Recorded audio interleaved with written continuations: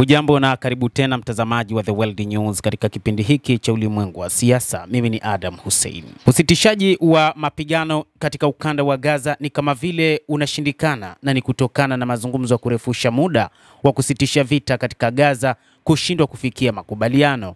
Afisa mmoja wa Palestina ameliambia shirika la habari la BBC, huku Marekani ikishutumu Hamas kwa kutoa matakwa yasiwezekana kabisa katika mikutano nchini Qatar.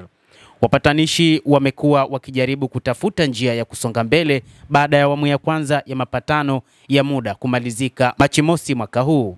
Marekani ilipendekeza kuongeza muda wa awamu ya kwanza hadi katikati ya mwezi wa Aprili, ikiwa ni pamoja na kubadilishana zaidi mateka wanaoshikiliwa na Hamas na wafungwa wa Kipalestina wanaoshikiliwa na Israel.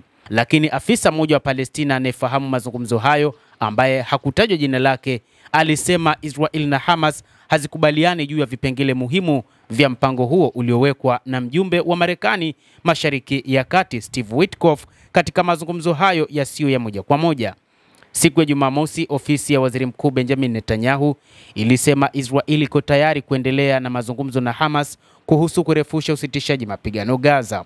Maoni hayo yalikuja baada ya Netanyahu kukutana na wasaidizi wakuu na maafisa wa usalama.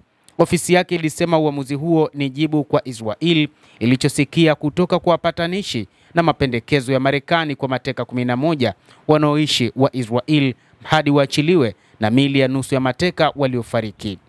Hata hivyo, tangu kuanzishwa kwa mazungumzo ya kusitisha mapigano, kumekuwa na mashambulizi yaliyokuwa yakifanywa na Israel katika maeneo mbalimbali katika Palestina, ikiwa ni pamoja na Ukingo wa Magharibi, ambapo Israel ilikuwa ikidai kwamba ilikuwa inapambana na magaidi.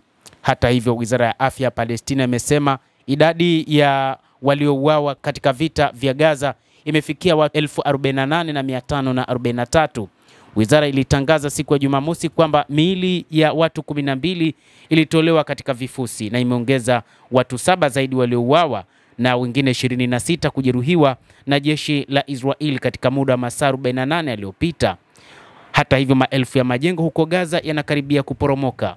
Kwa mujibu wa msemaji wa ulinzi wa raia huko Gaza, ameonya kwamba wakazi wa ukanda wa Gaza wanatishiwa kila dakika na hatari ya vifo. Alisema maelfu ya majengo katika ukanda huu wa Gaza yapo ukingoni kuporomoka na mengi yao yamepasuka. Hata hivyo, bado kuna mpango wa nchi za Kiarabu kwa ajili ya kujenga majengo ya raia katika ukanda wa Gaza. Wakati Israeli ikiendelea kufanya jinai dhidi ya watu katika ukanda huo, vyanzo vya habari vimefichua ushiriki wa serikali 3 za Kiarabu katika njama za Israel katika ujenzi wa vitongoji vya walowezi katika ardhi ya Palestina katika ukanda wa Mashariki ya Kati. Hata hivyo, imefichuliwa kwamba Saudi Arabia, Falme za Kiarabu na Qatar zinaunga mkono kampuni inayomilikiwa na kuendeshwa na Marekani pamoja na Israel inayofahamika kama Jihad Kushner. Kampuni ya Kushner ni mbia wa kampuni ya Phoenix ya utawala wa Israel. Mwisho, wanadaiwa kwamba watashirikiana katika ujenzi katika maeneo yanayoishi walowezi wa Israel katika ukingo wa magharibi mwa mto Jordan.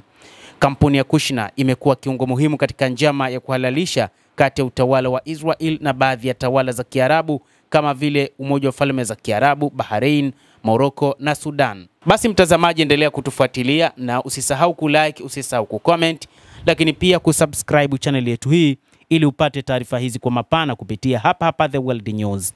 Mimi ni Adam Hussein, endelea kutufuatilia, endelea kuwa nasi wakati wote.